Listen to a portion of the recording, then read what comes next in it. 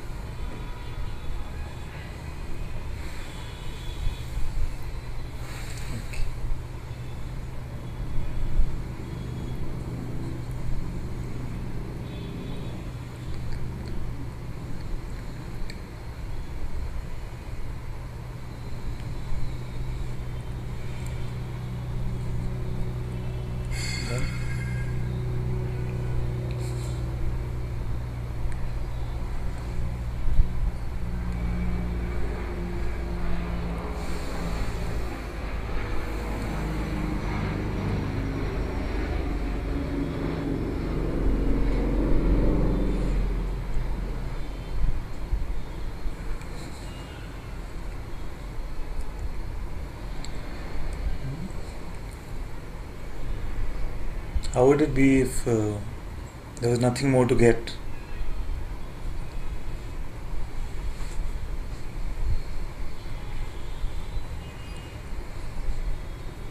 And nothing that could be lost also.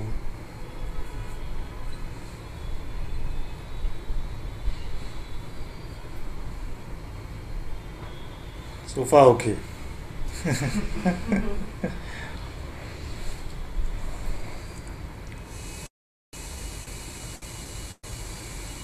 What if there was nothing even found or gotten?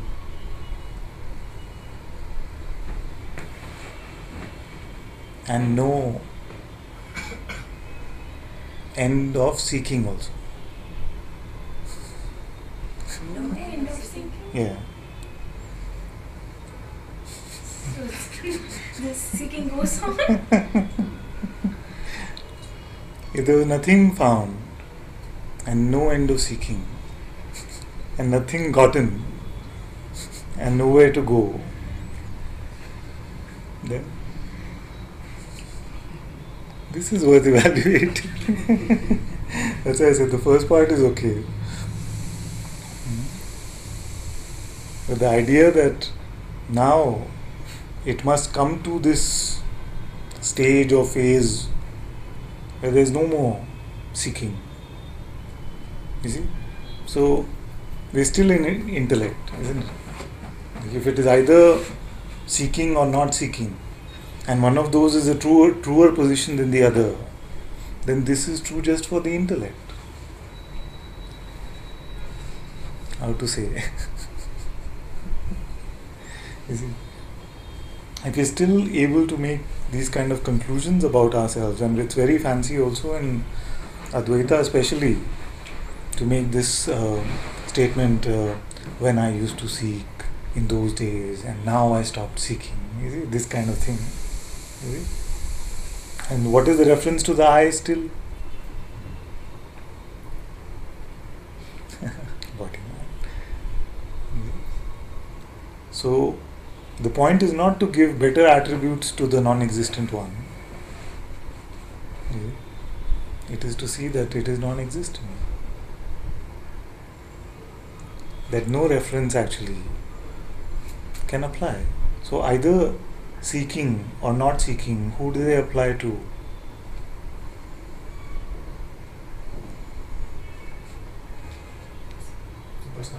To the idea that we have, the version that we hold mentally about who we are.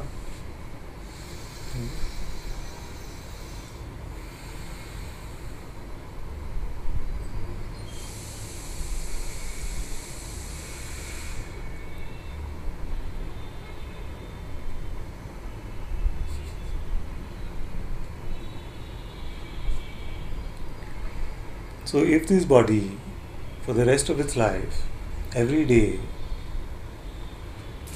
seeks the answer to who am I, it's okay.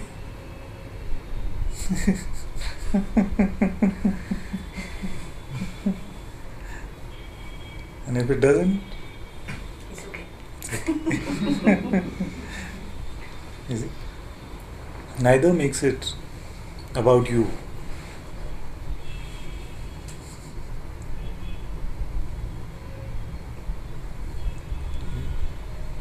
No position is really true about you. Even the no position. See? Because we can hear all this also intellectually, with the intellect, and say, okay, now my truest position is that I have no position, or I have the absolute position. But the absolute position which the sages have spoken about is not a position. Got it?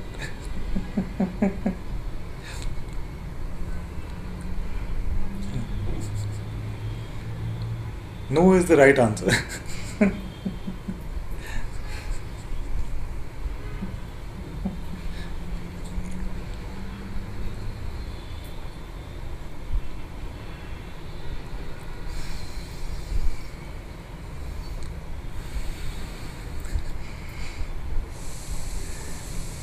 So to seek or not to seek? That is not the question at all.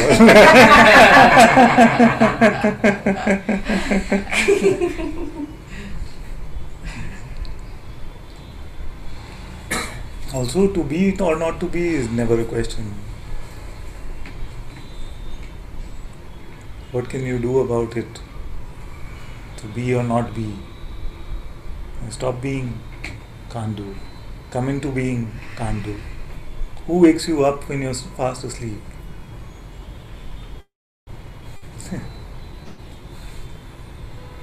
What wakes up the being?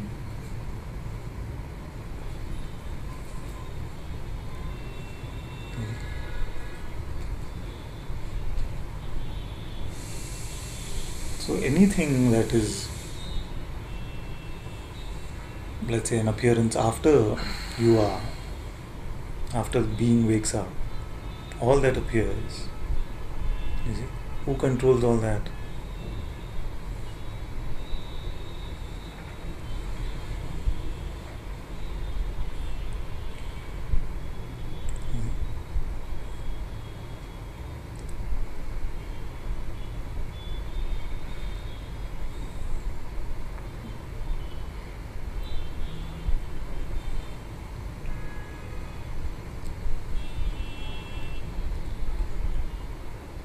What is the highest version of truth?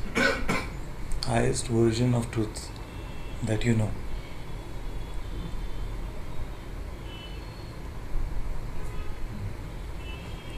Peace and joy. Highest version of truth that you know is peace and joy. What about higher than that is what? No idea. No idea. What about the self, the absolute? I don't know what that is. It's impressive already.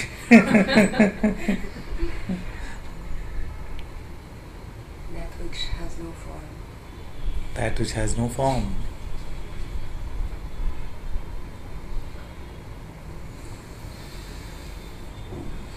Now,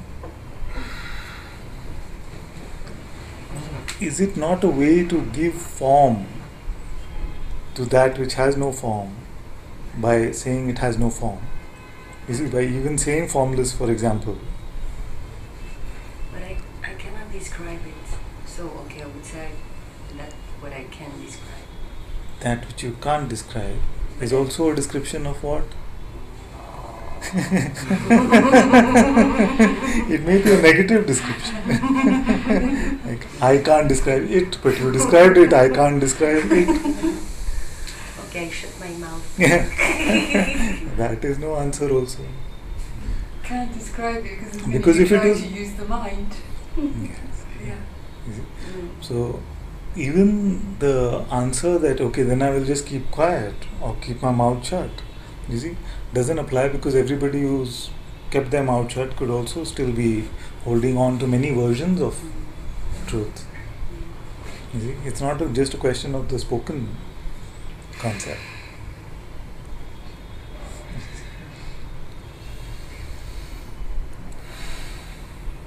Okay, let's make it simpler. What is the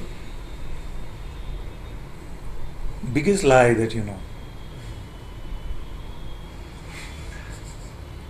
The truth we saw, okay, can't be described. Biggest lie? I am right. Are you right about that?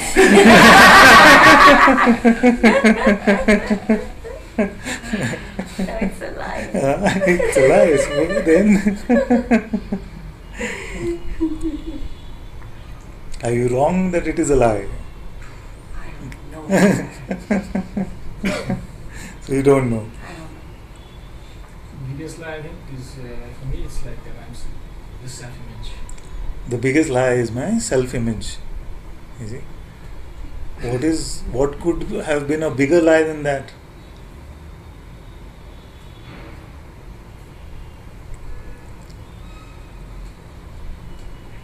Everything I've known. Everything that you've known is a lie. Or what I assumed I knew. What you assumed you knew is lie. Knowledge itself. And all this now? You know all this?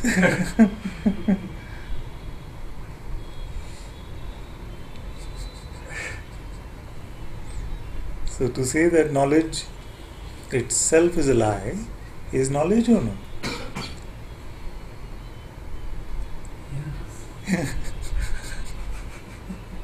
You see? So if you manage to replace the concept that it is true with a new concept that it is a lie, it is still knowledge Still working in that paradigm. Yes. But beyond this paradigm,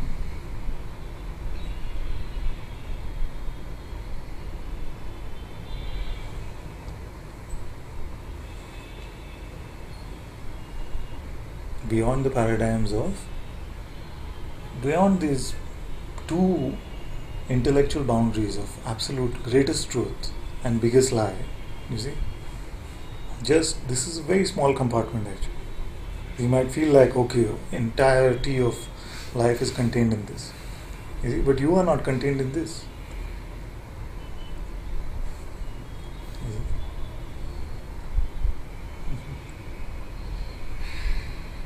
You see? You are not contained in any description about yourselves. No word in the dictionary. We looked at this many times where we said, what is the dictionary actually telling us? It's more words for each word, and each word has more words for each word, and it's all only self-referential.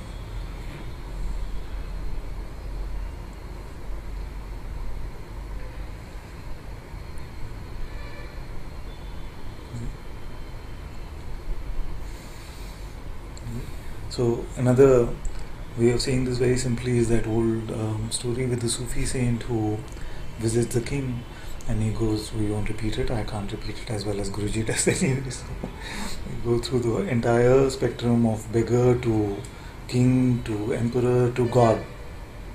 You see? And the end what he says? Higher than that. You see? And the guard says, but higher than that is nothing. You see? Now I would say higher than that nothing.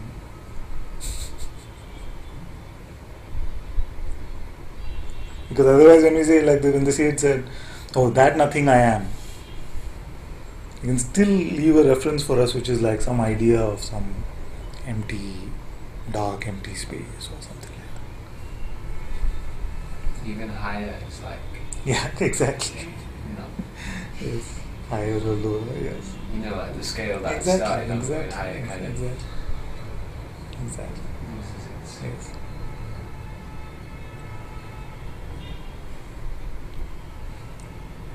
It's okay, we do it. Yeah.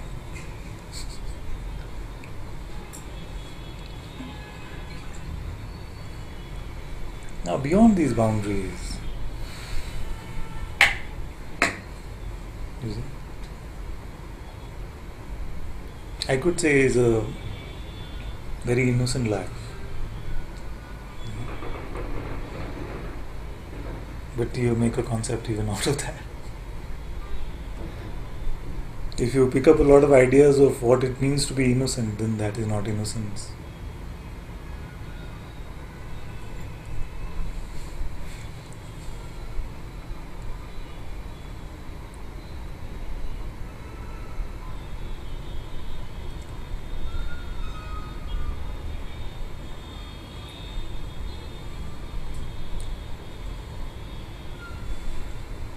But I want to show you, I want to tell you and show you that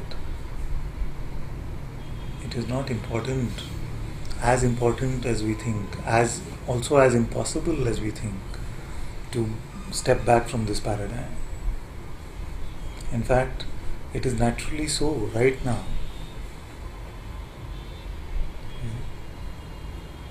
Before you start to think about it, it is naturally so.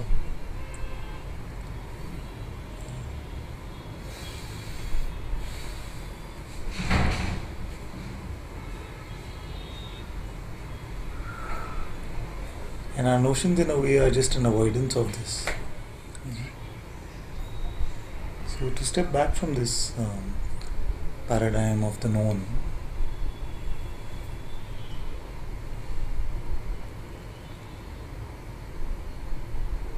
is very natural. It is already your existent condition.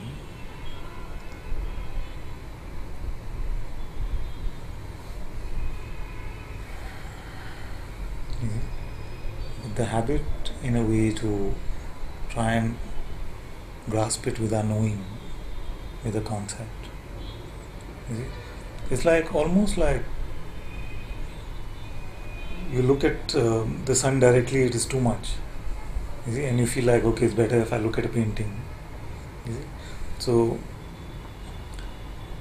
to go to our concept of what life is to step away from what life is. It's all within life itself, but the seeming play within that.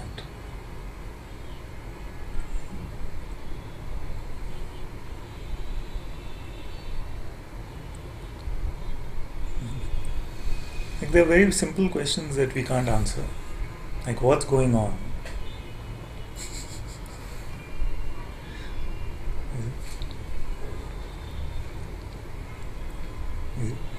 And we have been taught that this is not a good place to be in. Like not knowing what's going on, we've been taught that we must always know what's going on, but we have never known.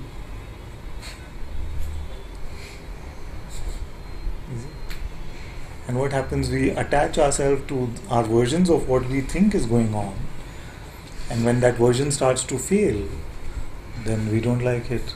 We say, oh, my life changed, this happened. But we have never understood life in that way anyway. Like what's going on now?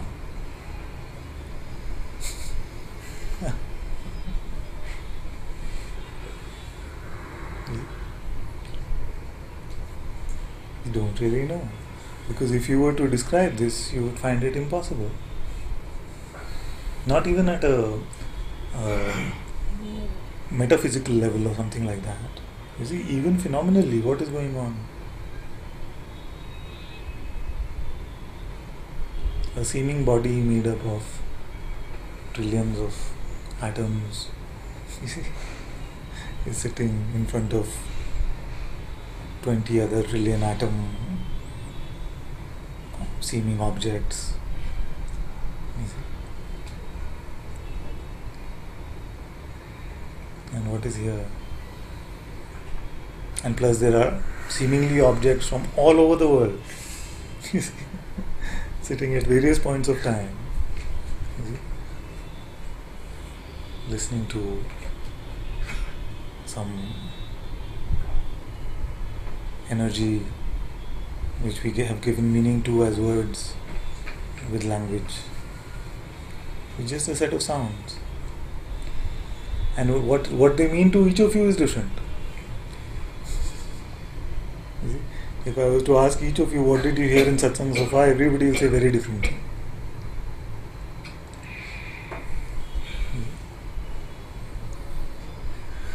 What is really being shared?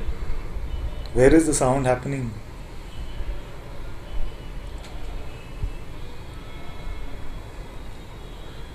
In a way, I feel like I'm here to understand what is going on. You're here means on this planet or satsang? Or? In satsang. You're in satsang to understand what's going on. You will not understand what's going on. In the sense, you will not understand what's going on. In some way, like not this mental understanding or What are the other ways you have? Then I'll tell you whether those will happen or not. like an insight or something like there's Insight? different kind of understanding. Means which other kind? I just know what's going on. You will know what's going on. Yeah. What do you mean by know? I know. Like No. perceptually see, not perception. You'll have a concept, okay, this is what is going on. No. No. Then, what is this third type of knowledge? No percept, no concept. Then,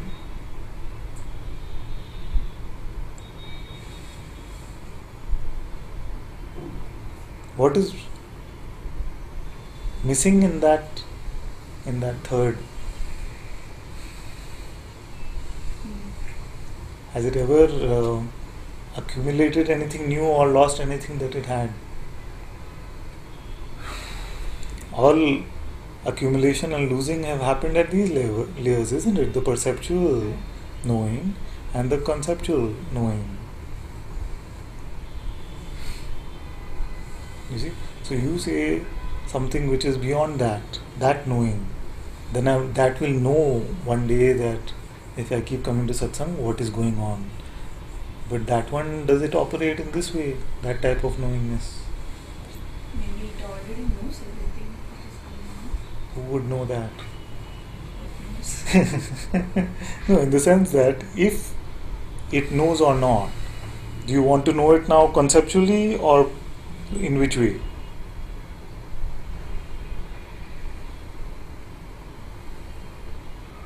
Like the conclusion that we could make about that, you see, whether we call it awareness or knowingness, that conclusion will be what? From which level?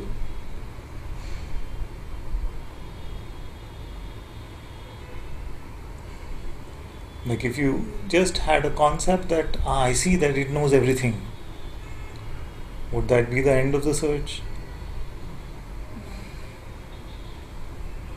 Why not then? Because I've seen it once. It knows. You have seen it once that it knows. Okay, now you said you come to satsang to one day know what's going on. So you say that I checked and I saw it knows. Yeah, it became it from I. From I it became it. You know that? Yeah, conceptually it is It's so. conceptually. See, but we are saying that it cannot be known in this way. We just looked at the greatest concept we can have and the smallest concept we can have, and actually, not to be found in those. Then you say, okay, what is beyond that? Beyond the mind, beyond the intellect, what is there?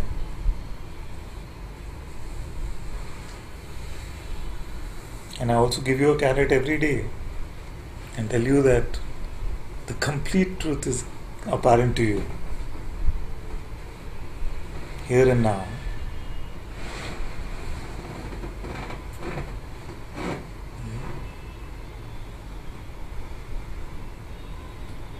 But not through your mind.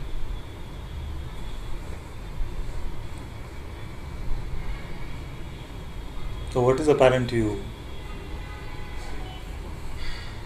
when it is not judged by the mind?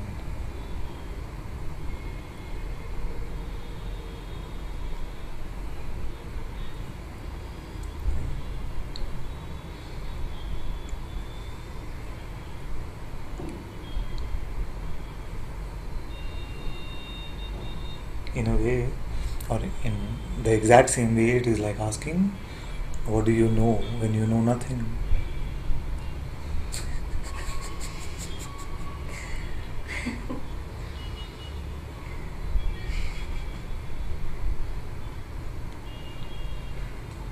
You try and form words, it's almost like it's your best guess. When you try and form words, it's almost like your best guess. Is it best? At the moment. So, that classic example of you experience love for the first time, then you try to express it. How close does it come to expressing it?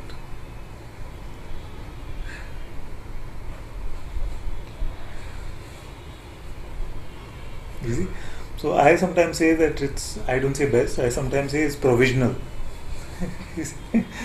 It's like a provisional truth, even what is being shared in Satsang is just a provisional thing. It's like an ID card for the business, that's not the business. Yeah, exactly. In a way, at best it can point. You see, same as the ID card. At best it can point to something. You see?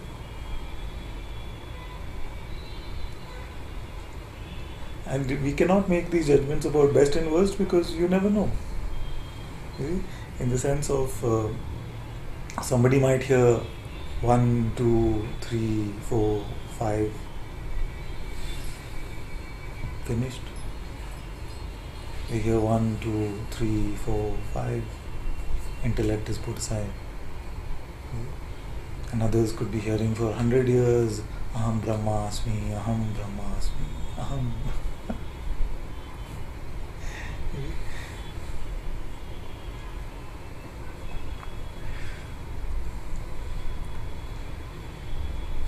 Best and worst is also provisional.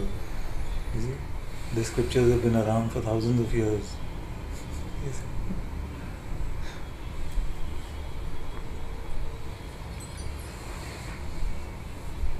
Actually, have you ever heard of anyone coming to their self-recognition when they hear Aham Brahmasmi? I have never heard.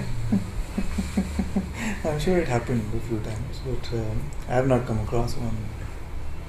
You see, even in stories, do we have some story like that?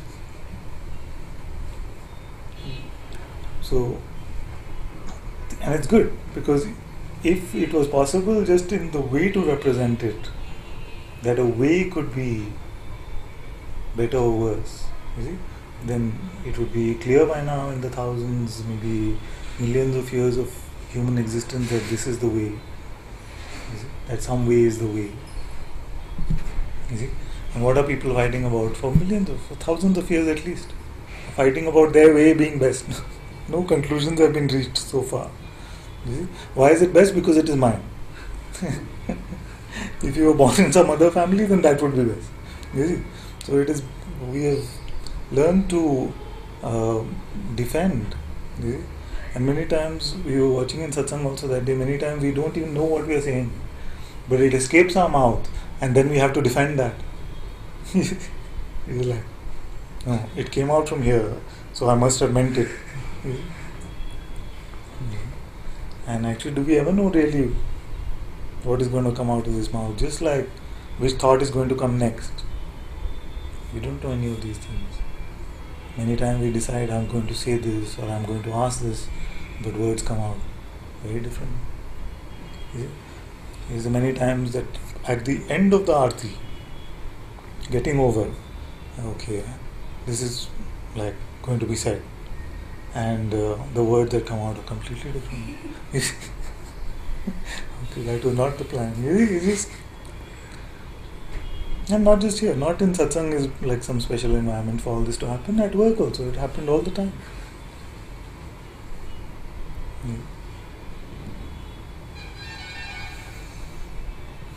So, just like the arising of thoughts, these energy constructs that we call words also just come and go in the same way. Same for these movements that we call action.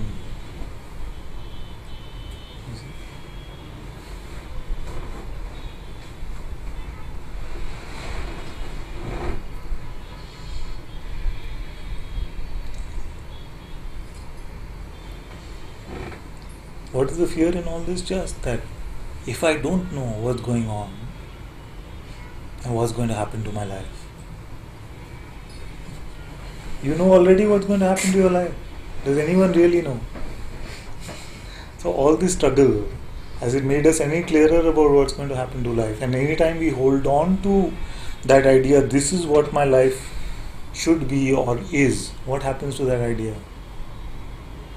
Nothing challenges it. Yes, you see, it gets challenged, it gets pushed out, and that is what we call suffering. Because we ignored something Yes. thrilling. So suffering is like a tantrum for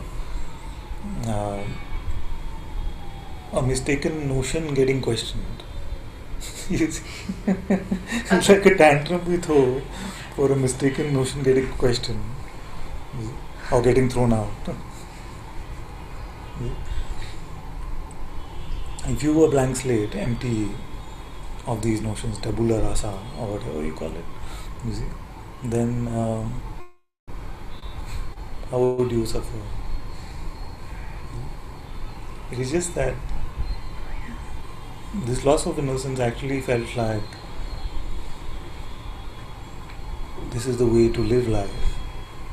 By constantly presuming, by constantly projecting, by constantly trying to direct the flow of this river.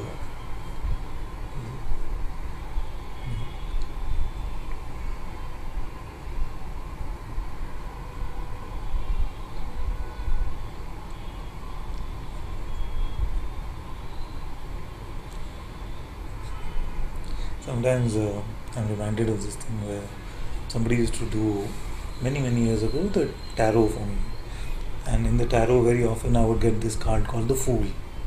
So I used to be quite offended, but then there was no, the Fool is just somebody who's just happy-go-lucky, and so so now I realize it's actually a very good compliment.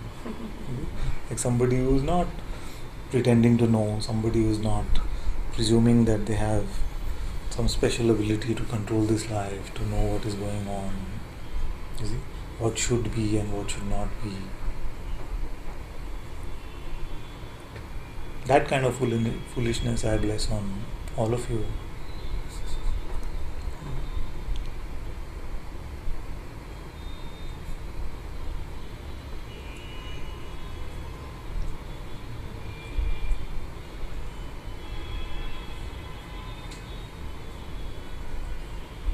This innocence to the mind sounds like it is foolishness or dumbness or something.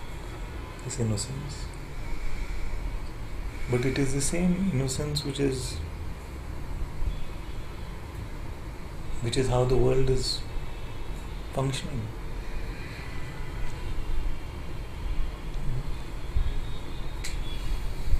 Is a rainbow saying, okay, now this is violet, I've done with violet, so let me do indigo now. You see, now, you see, like, it disappears. You see? No bird is saying, let me fly north, let me fly. No tree is saying, let me grow my branches to the left now.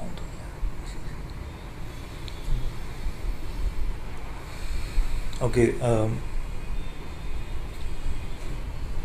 rain is falling. How many raindrops are there? Say 1,000,000 raindrops, okay, they fell. How many fell at the right place and how many fell wrong? Huh?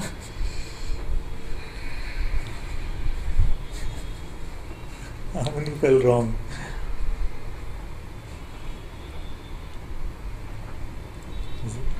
Lost their way along the way.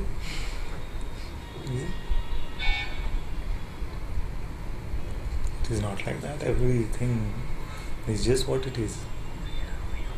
When we say right, when we say wrong, when we say good, when we say bad, when we say true, when we say false, it is all just ideas we've given to ourselves.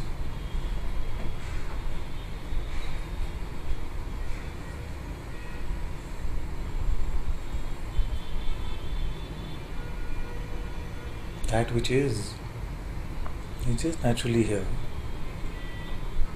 But when you judge that, when you interpret that, it appears as if it transforms into a limited self.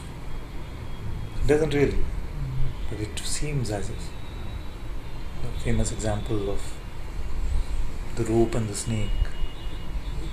It's just a rope, but when seen in the wrong light or in the absence of light, it can feel like it is a snake. It can appear as if it is.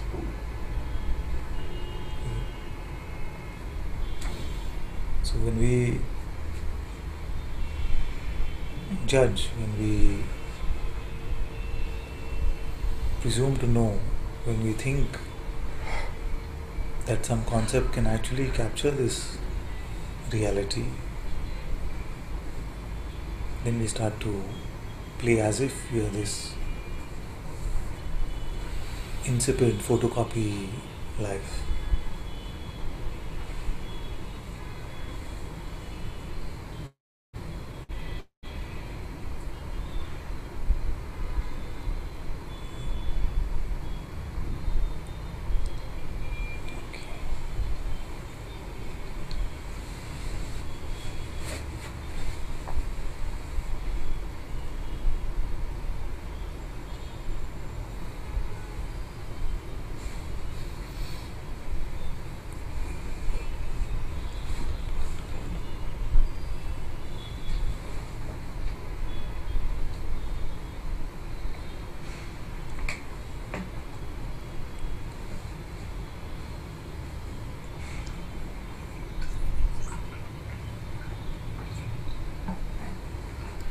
Maybe from here. It seems Louder so they can hear also. um, First part was, where do we go from here? here being Where are you now? the I'll tell you. If you tell me, I'll tell you what point B is. If you tell me what point A is. Where are you now? relying on the interest in knowledge. Say again? Is there's the activity of following your thoughts, whatever you've learned, using them. Is there? Sorry, How would you use them? The difficulty I'm having is that the challenge seems to be letting go of this activity, because everything is fine as is. Okay, now what you have to do is, this moment will come now. This moment will come. You have to hold on to that activity, okay? This moment is here now. Held? It's here now. Are you able to hold it? Now? No. Now? No. So what are you trying to get rid of if you can't even hold it?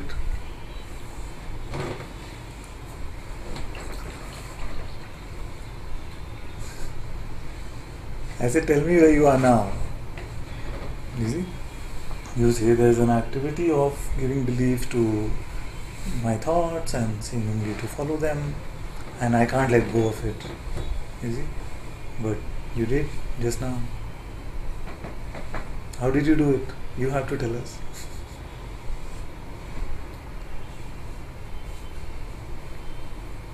Okay, but don't give you a moment to conceptualize, you know?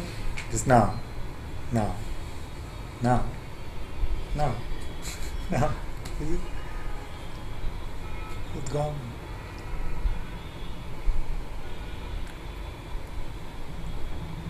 That there is a problem to solve is just a thought.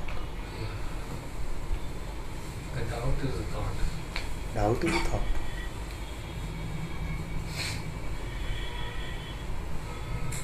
One man came to Papaji with a famous question. He said to Papaji, "Can you show me God?" So then Papaji said, "If you don't doubt, you will see God." If you don't doubt, I'm shortening that whole interaction. If you don't doubt, you will see God. Then Papaji asks him, what do you see now? You see this? He says, I don't see God. Papaji says, don't. Is doubt. I said, don't doubt. And if you don't doubt, you will see God. What do you see now? He says, I see God.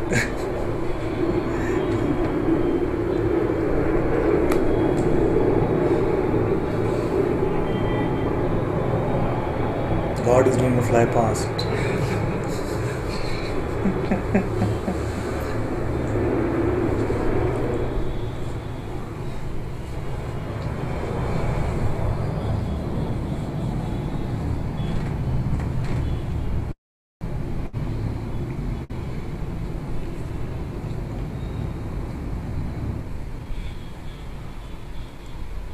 Seems like, I see God.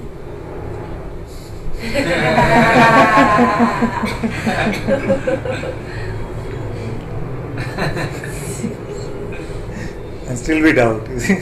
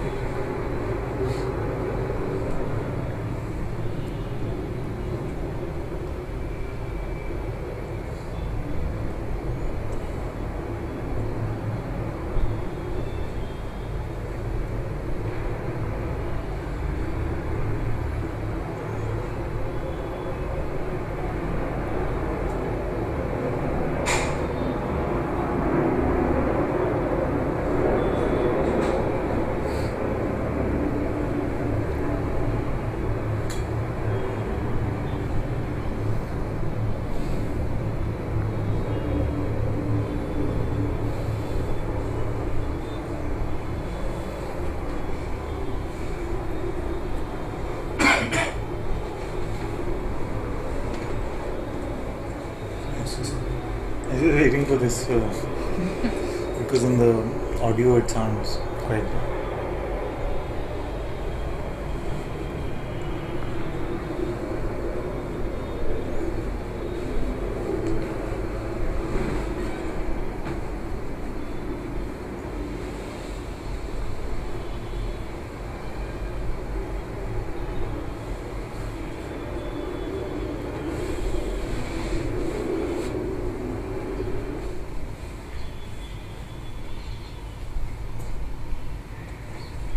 So what I was just completing that point was that even when we hear the story, for example, what happens is that we try to see God, but that try is still a doubt.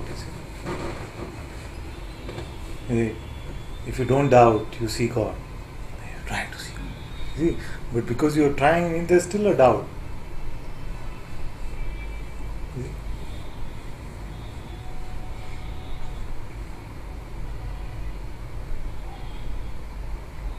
if you were to hear that it's so apparent that you exist, is it? Then on hearing that, do you try to exist? Because you don't have a doubt. You hear that if you don't doubt, then you have a nose. If you don't doubt, then you have a nose. So then upon hearing that, does everyone try to have a nose? There's no doubt. You have no doubt about it. The nose is there. So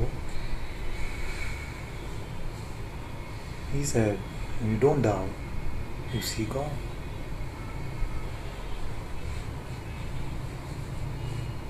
And the mind will say, oh, but that's wordplay. It's really not. It's as much wordplay as can be to point to something.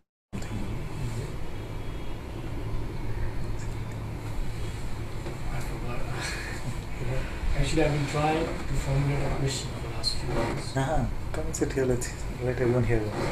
Let's see what the various formulations have. I haven't been able to do it, so let's see. What are the alternatives?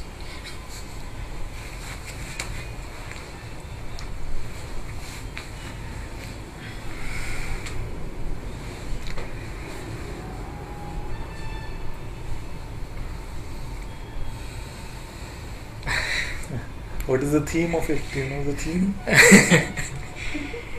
The theme seems to be, I kind of lost track of the whole thing. The theme is that you lost track, or you lost track of the theme? I lost track, that is the theme. Ah, I lost track. What was the track? The track was, and I think it still is in some form, is there was some kind of idea where I was going. I mean, I was kind of saying the same thing, kind of. Even towards freedom, this kind of thing? Yeah. And the thing is,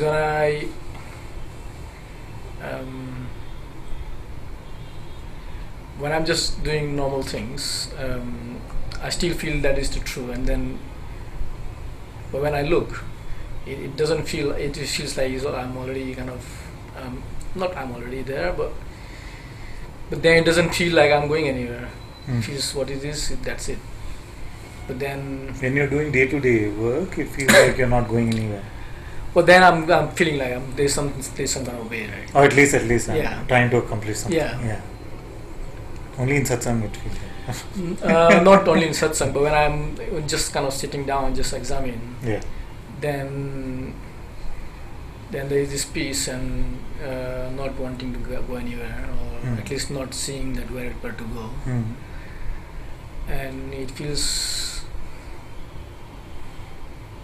all kind of I don't know what words to use, but it feels kind of whole. But then I don't know what habit takes over or whatever takes over, and then it feels like I'm kind of living in two different worlds, and I'm not entirely sure what moves from one to the other one.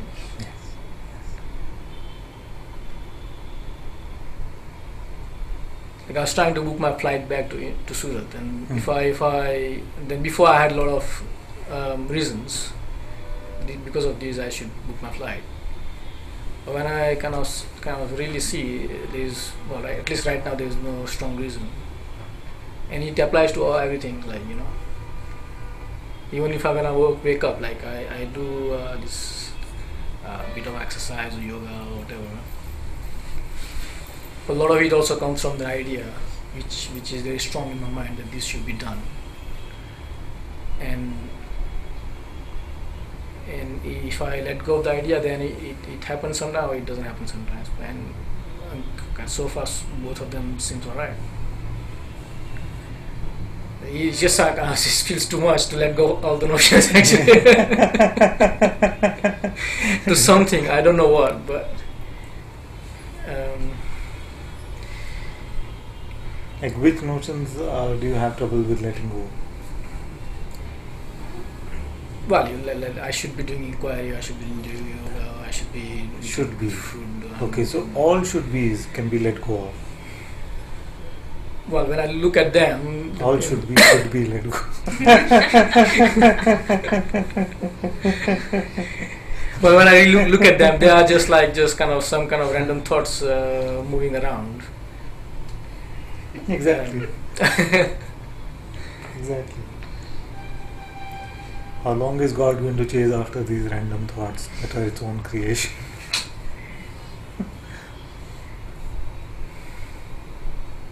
So exactly, I don't know what the question is. That's It's just like,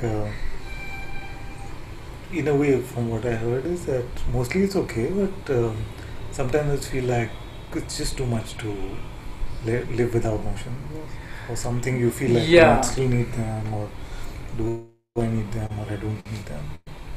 yeah.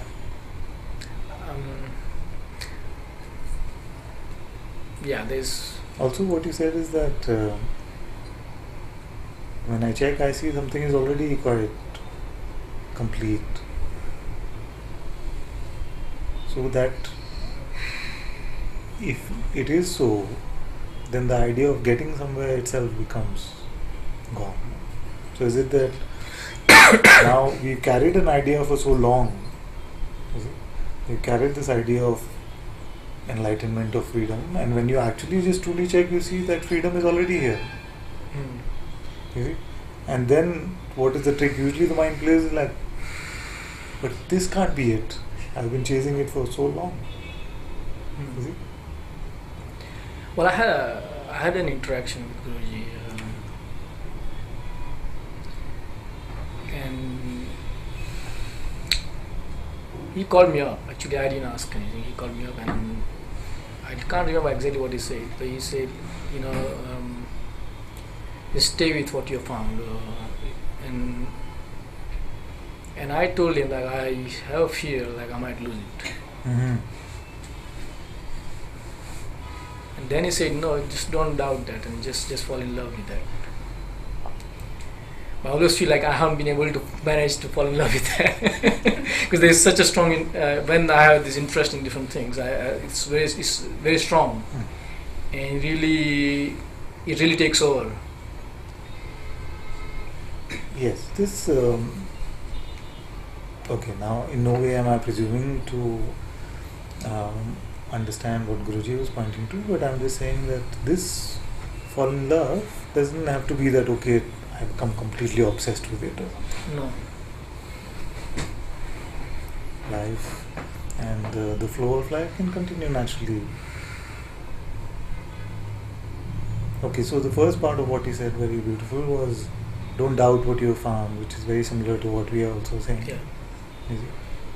Then if you don't doubt, you see, then if you can hear it in this way, that if I don't doubt, then the falling in love is just a byproduct of that. You don't have to like make yourself fall in love that way. You see, in a way that just remain not doubting or empty of even the notion either way. You see? And then you are with what you found.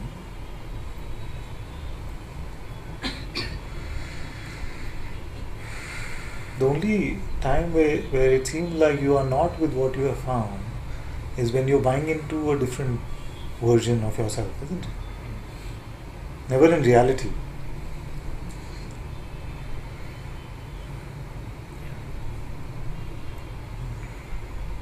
Okay, now let's look at it differently. If you woke up in utopia tomorrow morning, you see, what would that be for you? Utopia. Utopia. Utopia is like nice place, right? Utopia means everything perfect.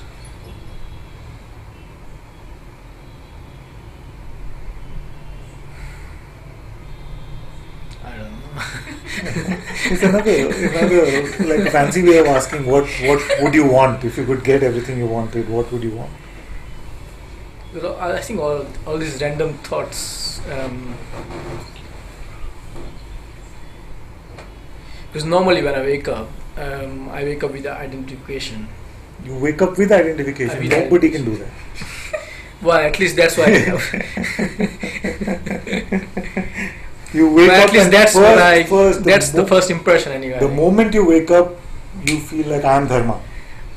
Generally speaking, yeah. This you have to test a bit.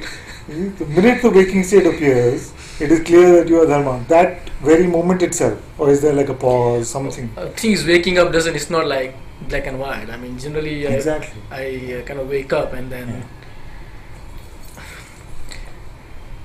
I get out after an hour or something. Actually, so I don't know what to describe with that 1 hour. You know, Get out of?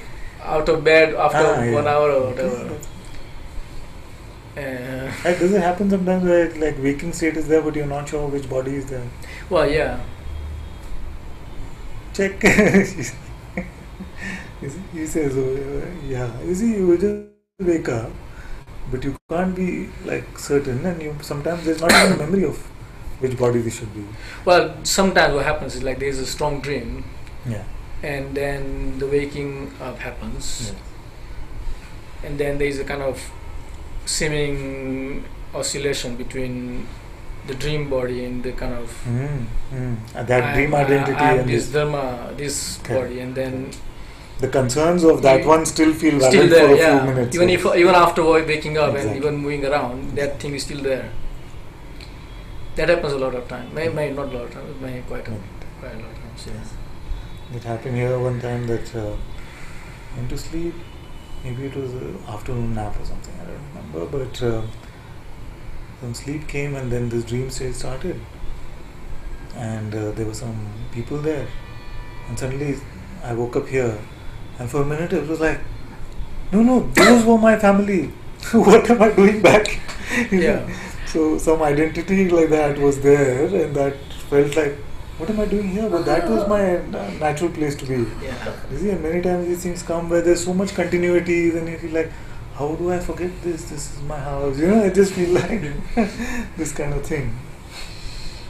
So, yes, so this identity is not as stable. That's why I was a bit surprised when the moment I wake up, I'm this Well, identity. there's not one moment I wake up. Yeah. There's always I kind of graduate from sleep to the wakefulness. Guruji also says that one time he said something like, I woke up and I saw that Muji is there. So I said, okay. Yeah, it's fine. Yeah, it happens to me also Yeah. sometimes. Like once I saw myself falling asleep, Yes. and then Every next day. morning, well, every day I just fall asleep. I don't see it. Then who sees it?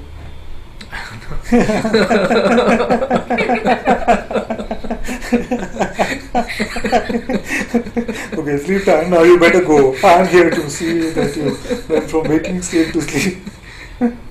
But like You were lucid about it. In a way, you felt like you were lucid about it. You were able to conceptualize that this is sleep, or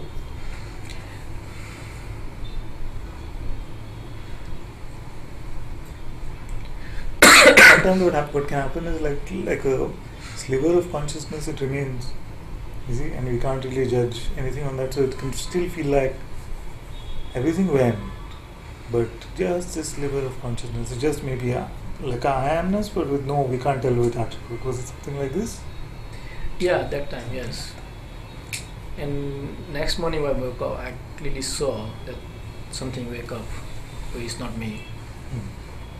And that has been, I think, one of the most powerful experiences. Yes. It kind So of that it which you cleaned a were- lot of things. Very good, very good. That which you were in sleep state continues in the waking state, or? Yes. What can you do to make it go away? Or who's going to do it?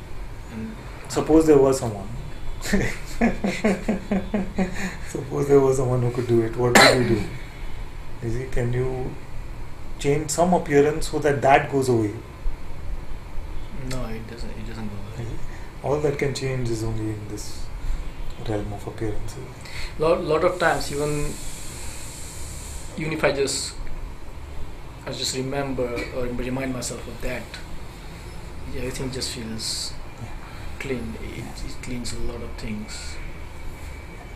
So remind yourself to, when you're reminded of that experience, remind yourself to look fresh at that. You see, so many times what can happen with spiritual experiences that we hold on to just the memory of something or the feeling of what was felt or something like that, which is okay, but many times we get attached in that way. But when you are remembering that, see that, right here, what is it?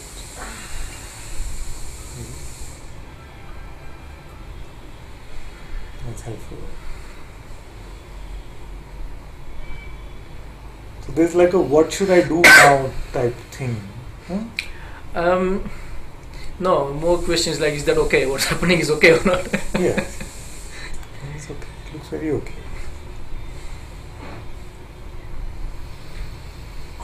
Because there's some, I think,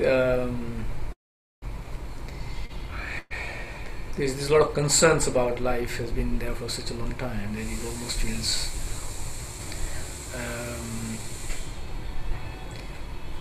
something cannot accept that was whole thing was just mistake, but it was actually. I'm not a great fan of the word mistake. Like I prefer play. It was just a play of consciousness. Now it is playing differently. Those false, those kind of false identification and those. Yeah, just like you can look at play also like drama. You played a role. If you wanted the experience of participating in theatre.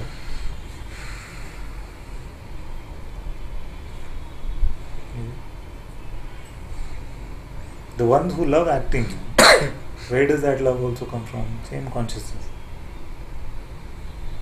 They love acting, like they want to be actors in this life. Where does that love for acting and role play come from? Same consciousness.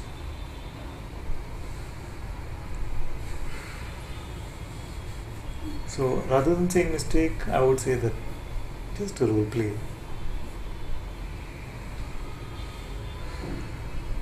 But are you discovering that you are something lesser than that? Like one way to discover it, and that can be a bit disappointing, is that I was role playing dharma, but now I just found that I am D or the, not dharma.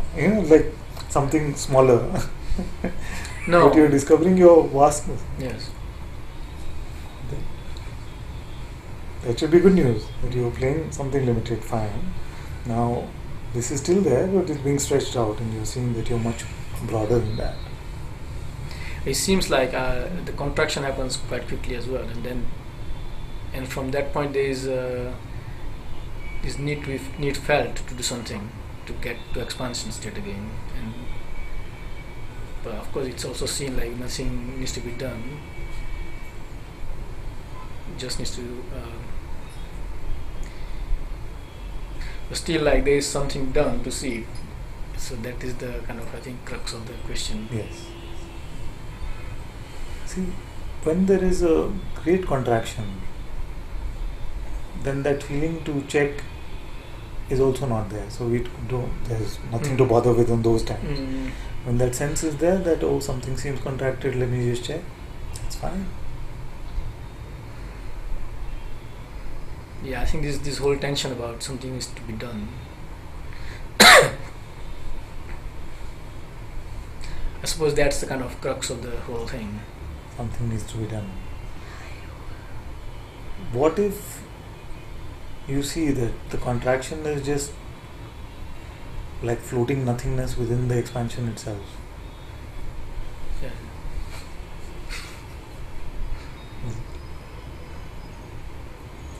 But slowly, I think this notion of something needs to be done also is slowly going as well. It's kind of new, this whole thing. Yes, so. and now don't replace it with a new notion which is nothing needs to be done.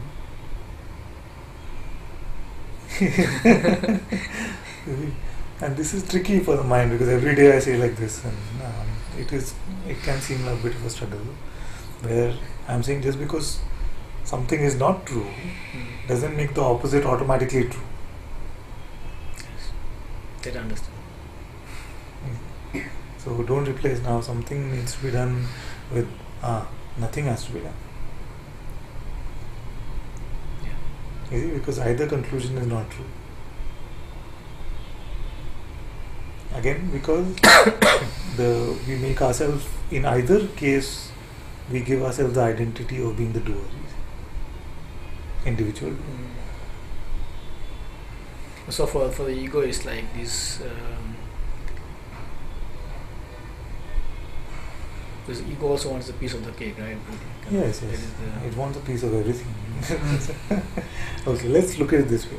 Suppose one day you decided, today I'm going to do nothing. You see, you decided today I'm going to do nothing because nothing needs to be done. Yeah?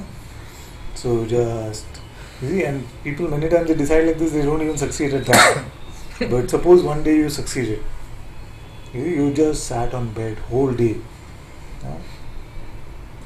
Then would you say that you did that doing nothing or no? Yeah, because there was intention in you. Exactly. You did. So when we go from like this idea of doing to not doing, it's still a doing. Yeah. Then you don't replace it with I don't need to do it. Nothing needs to be done.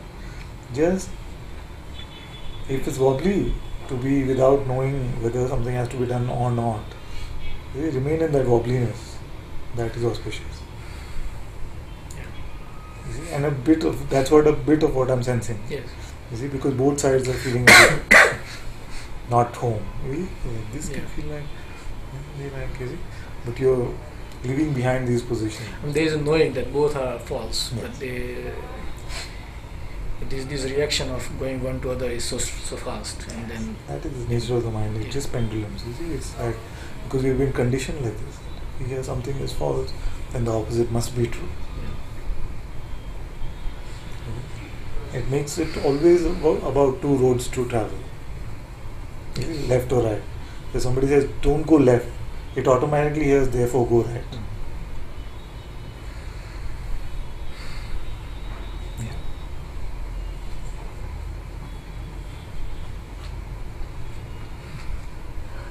And this we start to see very natural actually, because naturally this is how we are, moment to moment.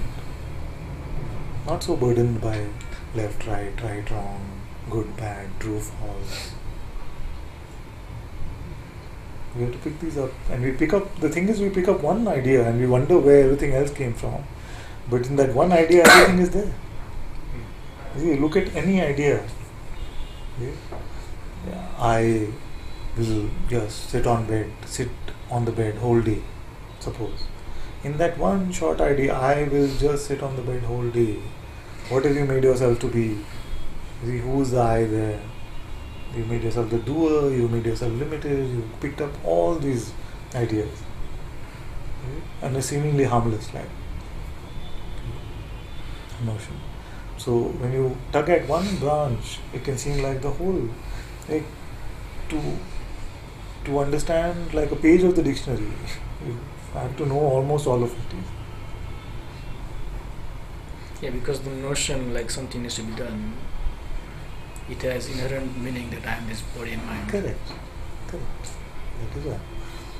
That is the source of the struggle. Yeah, exactly. When I look at it, it's like it's just floating, some kind of thing, something in the space. Yeah.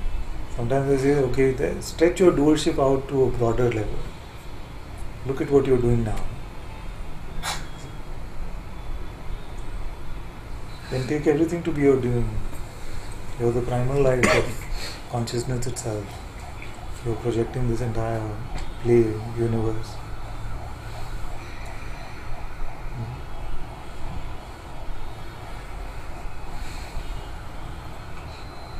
We've been taught to draw this boundary to ourselves based on, like you said, the limited idea of being the body. So we take ownership then only of, hand move like this. See? I must have done that. Leg move like this. I did that. You see? But somebody else hand moves, somebody else leg move, that I did. Now, do you know how your hand moves? You don't know. You know how to move a hand? We don't know. Okay? It's just the movement happens, then we take credit that I did this individually, But movement happening to that head, oh, that she must be doing. Isn't it like that?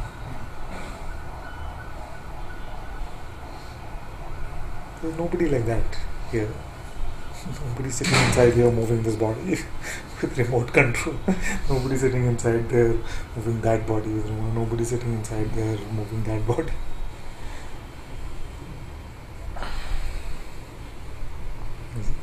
If there was, somebody would have found it by now. In some kidney surgery there. Aha! I found the controller. Here he is. It's not like that.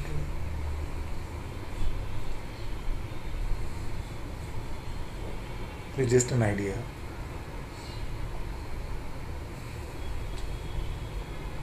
Sounds crazy actually, it's just an idea. It's, yeah. Because why does it sound crazy? Because our conditions are all the opposite. Actually, after a point, the idea that you are just a limited body mind can sound so crazy.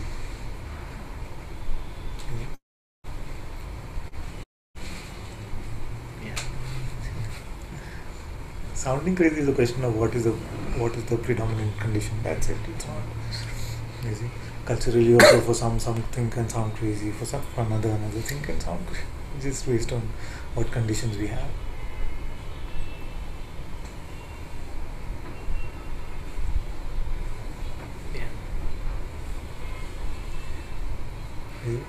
In our experience, actually, it's not limited.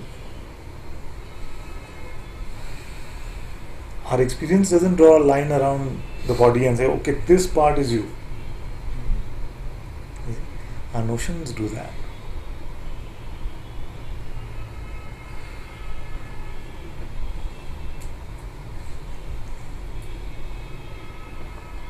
And the point of showing you all this McGurk effect and rubber glove thing and talking about the phantom limb and all of that is just to show you that many times there can be sensations perceived, but they have nothing to do with this body, but can still feel like in the design of this play as if it is.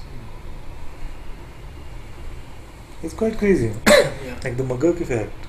The sound is just ba ba ba, but you hear fa fa fa. So where is the sound actually? Not from the computer.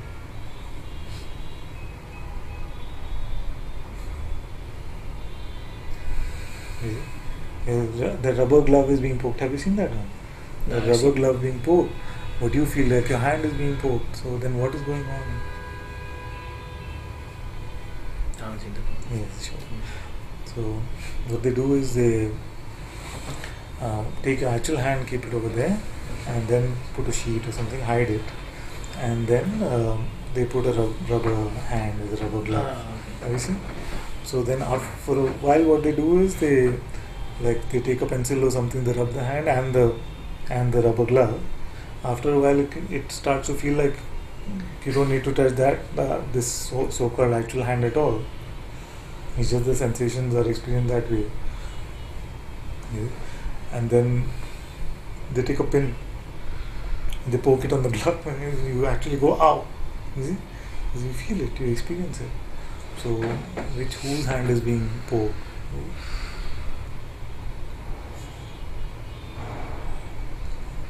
So, there are many clues out there which show you that this sort of perceptual version of reality doesn't have basis. Even scientists are saying that actually this, you see, if you were to take out, this is just a very small set of frequencies which seem as if it is this way, but it's just all like, quanta floating about in a realm of probabilities, this kind of thing.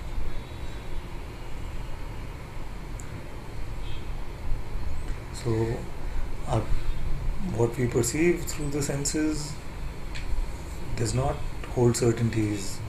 The concepts about these perceptions don't hold certainties. But we have made too many certainties out of them.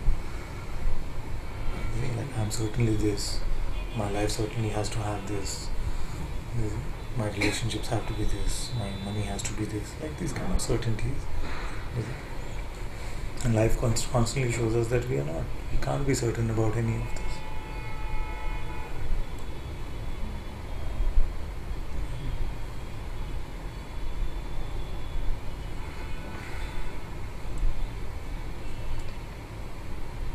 I'm just thinking like, what happens when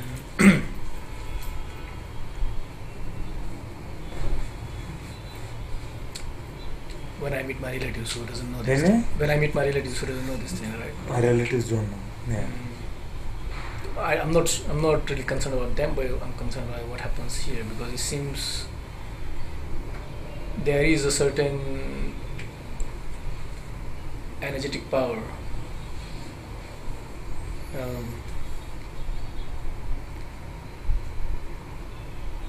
in interacting with them. Like? If they carry some energy of Yeah, if relationship after devotion. it kind of it has a compounding effect. Yeah. Somehow. Yeah. So the question is like, if it's true, it has to be true in that situation as well. It is true. Every time you check, it is true, isn't it? Every time you just leave it to the interpretive mind, of course, it can feel like it is untrue. Wait, I'm sorry. Every time you give it to the interpretive mind, then it can feel untrue. But every time you have checked, it is true. Truth is still true. Huh? No, yes. Just because some energetic thing is there, is it? So because they are coming from perspective of like, exactly. It's just a perspective. I am this body in mind, you are this body in mind. Correct. And even though, because you seem to be around people with a certain perspective, your own mind starts to take on that perspective sometimes. Some shape, yeah. But you always continue to be in reality beyond your perspective, isn't it? Actually, yes. That's all. So truth is still true. It's just that your mind takes that perspective also. You are right, that if you're just surrounded by hundreds of people who are just talking about relationship or money, then it can feel like that is the true perspective about life. Really? But now you have the, in a way you can say, power to check. See, okay, what is really true? And can truth be contained in any perspective?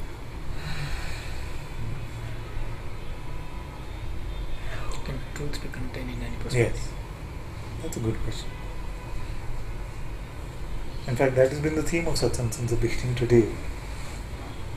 Can you capture this truth in any perspective, any version?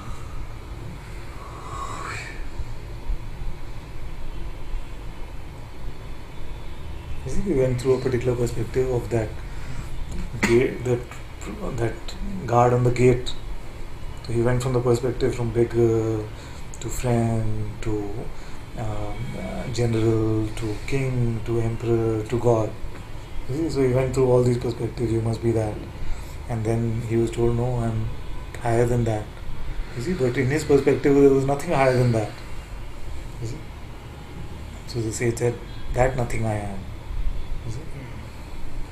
Yeah. So cannot be captured in any perspective about who we are. And the mind only deals in perspectives. And you're right, in a way that in this world it feels like minds are contagious. So if you surround yourself with certain quality of mind, it can seem like our mind also starts to take on that color. But it depends. Sometimes their mind in taking shape of my mind. Yes, Especially exactly. recently it feels. Exactly, because it's actually the appearance of this energy construct called thoughts from one consciousness, you see. So it's actually just one mind, just like there is one consciousness. The same guy, as Guruji would say. It's the same guy. This ego is the same guy in everyone. That's right, yeah. But the truth does not change. Like you said, the truth Yeah. should always be true, irrespective of who I'm around. Yeah. That's always true. Every time you check, the sun comes out from the east. Every time you check on who you are, you will not find a person sitting there. Isn't it?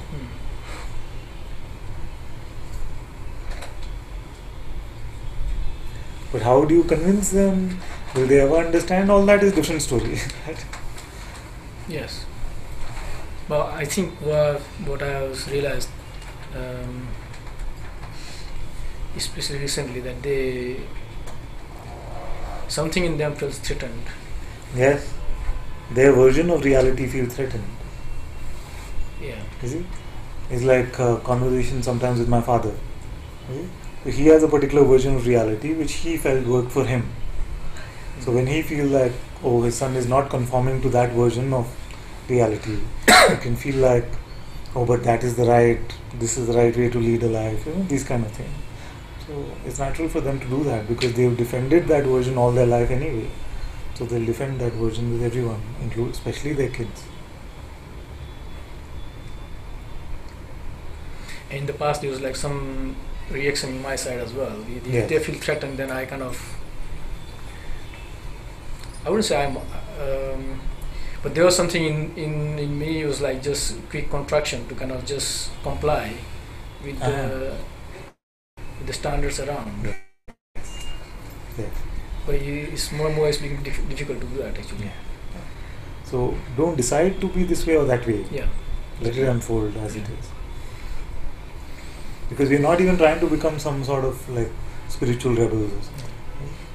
Because that can be a very strong position. Then people get caught in that thing. You see, that I'm just rebellious, and I'll just like do this, and this is how I don't feel to do that. No? Yeah, I think this when it starts like that, and we start to make like, oh, now I'm getting some power back. You see, that now I'm going to just be spiritual. I'm just going to be, and if my family says this, I will just show them that I can live my life my way, or these kind of things. Don't make any such conclusions. This you're noticing that it used to be much more conforming. Now it's not. Doesn't seem so easy to conform. That's why. I think it's Okay.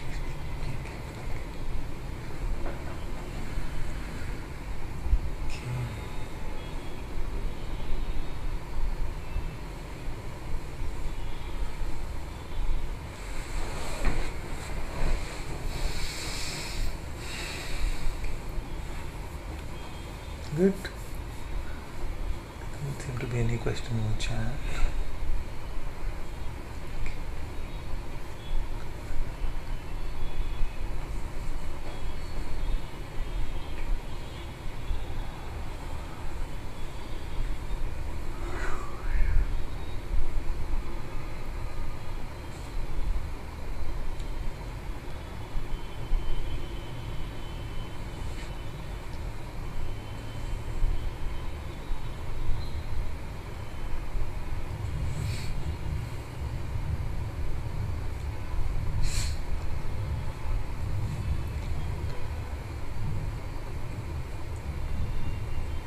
So nice of all of you to join and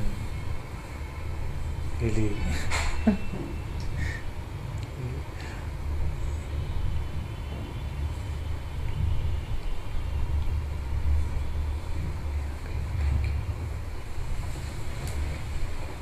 Thank you all so much for being in Satsang today. Sadguru Sri Muji Baba ki Jai. Sadguru Shri Ananta Ji ki Jai. Guru Kripa Kevalam.